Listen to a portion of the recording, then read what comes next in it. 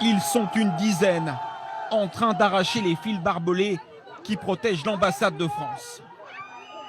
À côté, des petits groupes mobiles jettent des pierres sur le bâtiment et tentent d'y mettre le feu. Sur le toit, des soldats français répliquent avec du gaz lacrymogène.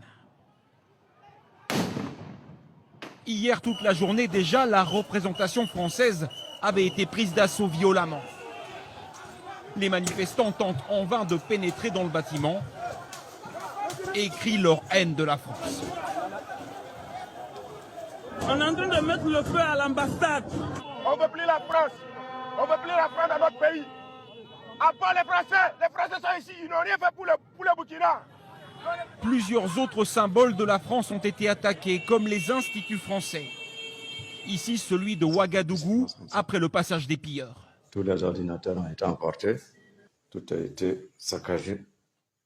Sur les réseaux sociaux, des menaces de mort contre les Français sont aussi proférées.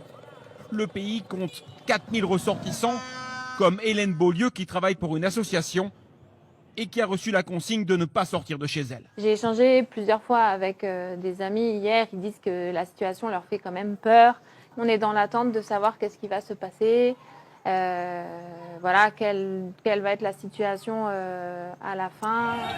Les manifestants qui attaquent les intérêts français et n'hésitent pas à sortir des drapeaux russes, ce sont les soutiens de cet homme, le nouvel homme fort du Burkina Faso, le capitaine Ibrahim Traoré. Il a pris le pouvoir par la force il y a 2 jours. Il a d'abord accusé la France d'ingérence, mais son porte-parole appelle désormais au calme.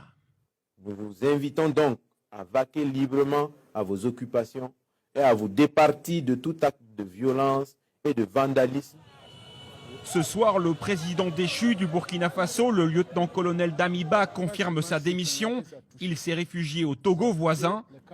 Il avait lui-même déjà pris le pouvoir par la force en janvier dernier.